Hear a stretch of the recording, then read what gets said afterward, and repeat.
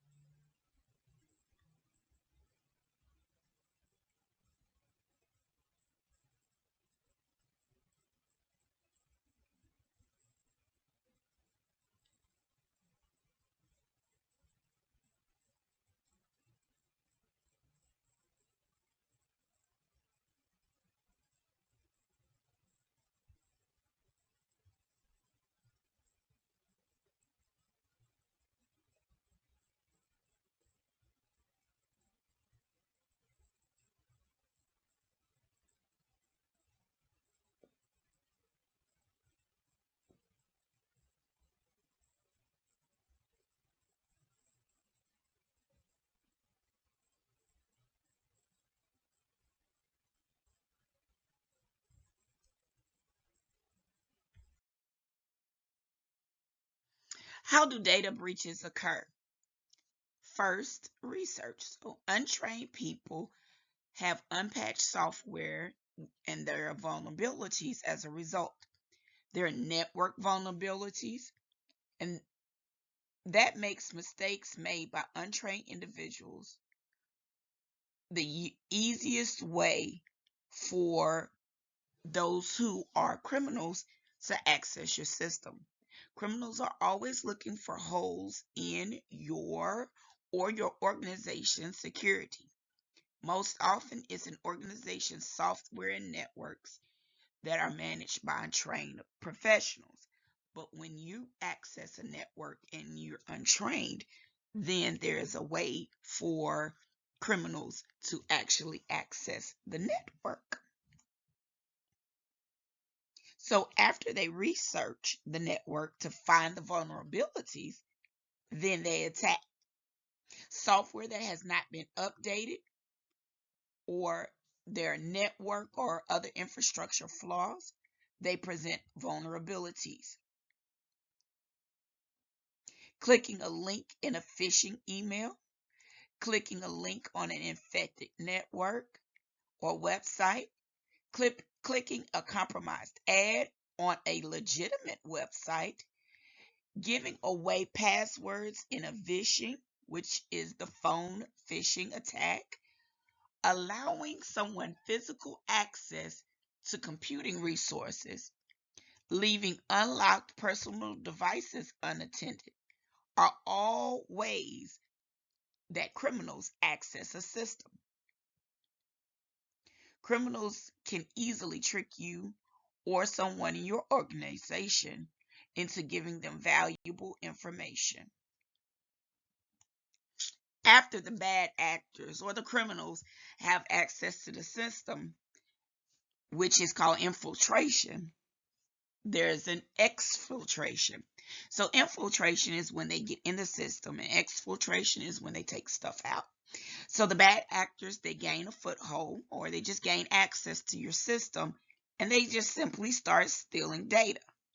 Their objective is to go undetected long enough to accomplish their goals or get a significant amount of access to your data that it compromises your whole network's operation.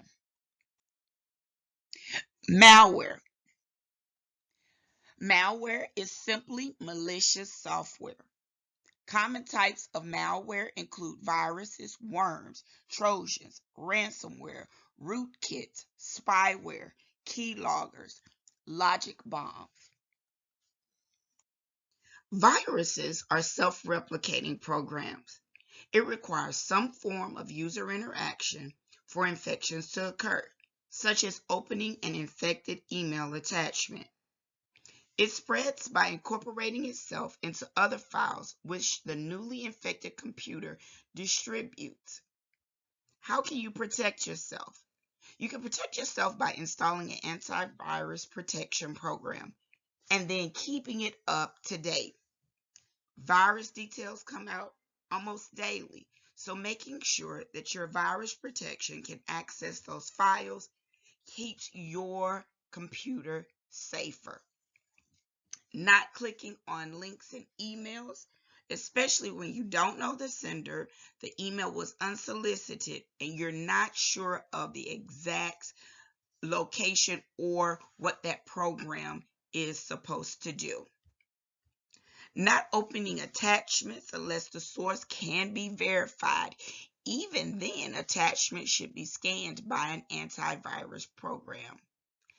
Not clicking on links in disreputable websites. You don't know anything about the website, don't click on the links. And then not clicking ads in reputable websites. So if you've ever noticed those little ads at the bottom of the websites, avoid clicking on those. They can usually lead to outside websites beyond where you originally were going. Worms. Often like viruses, they're self-replicating. But unlike viruses, worms spread through networks. So it goes beyond your computer and it will infect networks. And it doesn't need your help. You can protect yourself by updating software as soon as a patch becomes available. So in other words, you got to remember to go ahead and click on those links that says new update available. And this is true on laptops, desktops, and even tablets and cell phones. Use a firewall and use up-to-date antivirus software. Trojans. They're malicious programs that are disguised to look useful. It's named after the Trojan horse of Greek mythology. Trojans sometimes perform the useful function as advertised while doing something malicious or undesired in the background. You can protect yourself by treating free software with a healthy dose of suspicion. Not all free software is free. It can come at the price of your computer access. That includes your personal computer, an issued device, or the network. Using updated anti-malware software is very important also. Ransomware. Now, we just heard of a ransomware attack, and it was on the gas lines. So what happens with ransomware? The bad guys get access to your data, they lock it up and hold it for ransom. They encrypt it or they just steal it. If you don't pay, they threaten to destroy it or even release it, but it's encrypted with the key that you don't have. So it takes you so long and a lot of resources to unlock it that it causes all kinds of issues. So in the most recent one, there was a attack or a suspected attack on the gas line, and the programming and software was held ransom. What was the result of this? It wasn't that necessarily millions and billions of dollars was paid to get data back. Actually, we don't know that actually there was a breach where data was held, but it caused a scare. It caused gas stations to be closed, and it caused inaccessibility to gas resources so that people could get back and forth to work. The prices went sky high, and it was very, very difficult for people to purchase gas. You can protect yourself by performing frequent backups of your data. Again, run up-to-date data virus protection software on your computer. Then there still are some other forms of malware. You have rootkits. They allow attackers administrative level to your system. Spyware does exactly what it says it does. It spies on your activity and reports it back to a third party. Keyloggers log your keystrokes and sends them to a third party. A logic bomb performs some destructive action on your system in response to a trigger. So a combination of keys or a single key causes a action that destroys your system. Passwords. Do not use the same password combination on multiple sites. If there's one thing that people learn is that when you use the same password on multiple sites, once a bad guy has gotten that password, they have access to any website that is connected to you and that password. So it's important that on different websites, you have different passwords. Use a password manager if you have to, so you can remember your different passwords. Do not store your passwords with your computer devices.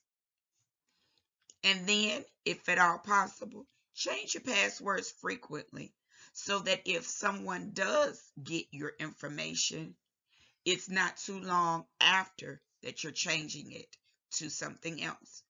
And if you think your passwords have ever been compromised, immediately change them on each system.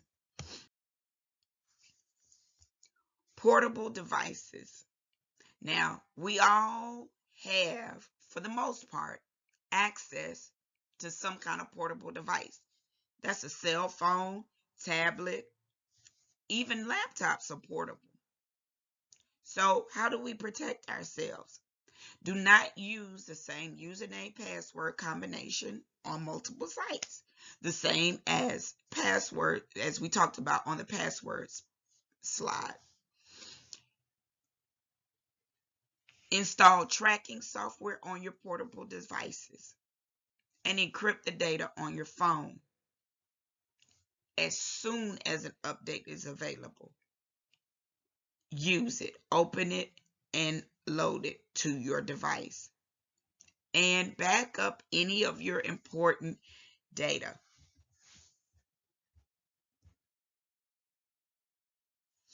Android and iOS devices. Software obtained through Apple and Google Play stores go through a vetting process. However, this does not protect you. It does not guarantee the safety of that software. Malware can still occasionally make it past the vetting process. Antivirus software is useful even in these closed ecosystems. This is particularly true if you use a jailbroken iOS device or you root your Android device.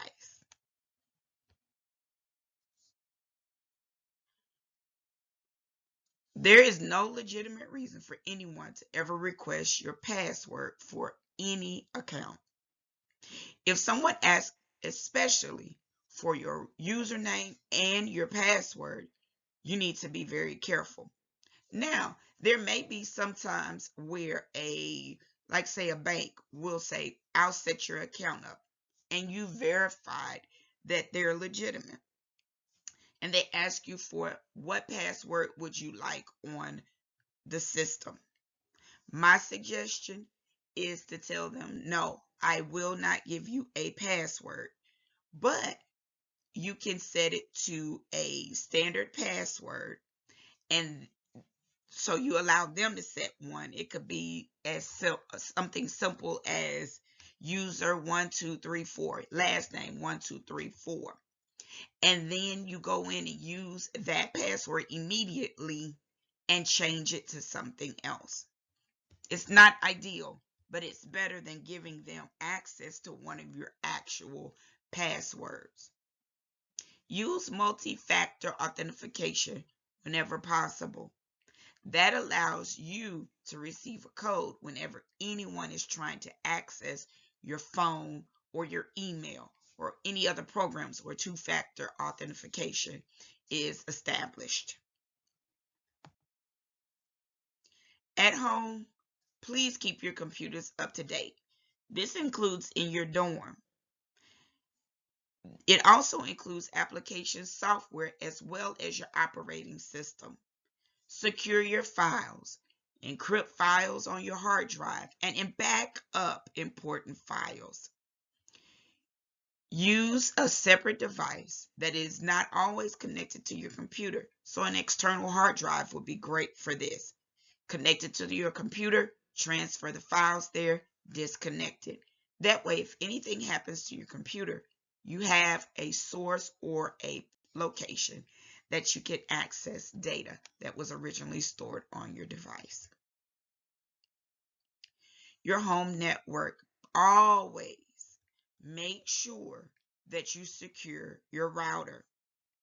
Most routers come with a standard default administrative password. Most people don't change it, but it's very important that you actually do. And then remote management. So technicians can remote in and do work on your network. Turn it off. If you don't know what it is, if you don't know how to operate it, turn it off. Set a very strong password. A combination of letters, numbers, and symbols usually works best. and then use at least WPA2 encryption. If your router doesn't support that, get a new one. Now, identifying risky websites can be difficult, and it can put you in a position where you're kind of not sure that you don't want to access the website. That's usually because those websites offer you something free: games, movies, music, software downloads. These sites, at best, are usually trying to sell you something or get your information to sell to others. At worst, they're giving you some malware.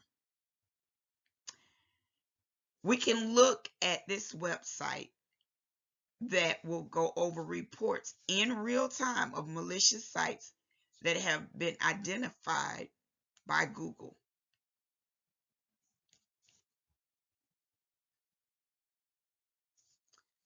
Updates are frequently annoying.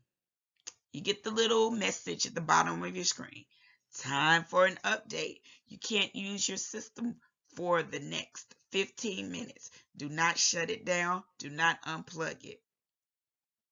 Well, the computer software technicians are constantly seeing if there are any vulnerabilities in the system, and they're sending out updates to help keep everything secure.